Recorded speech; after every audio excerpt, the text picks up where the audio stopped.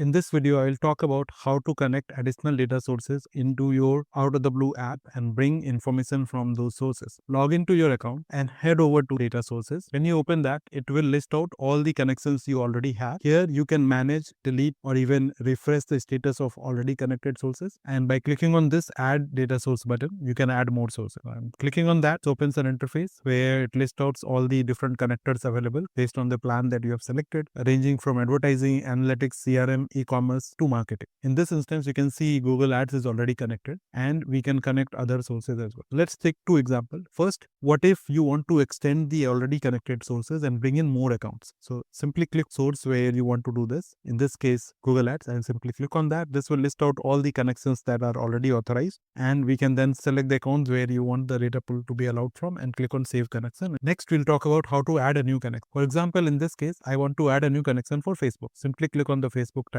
It will open a pop-up window where it will ask you to authenticate. So I'll click on start. Here I am already logged in with my account. I'll simply say continue with my account. If I have two-factor authentication, plug in the access code.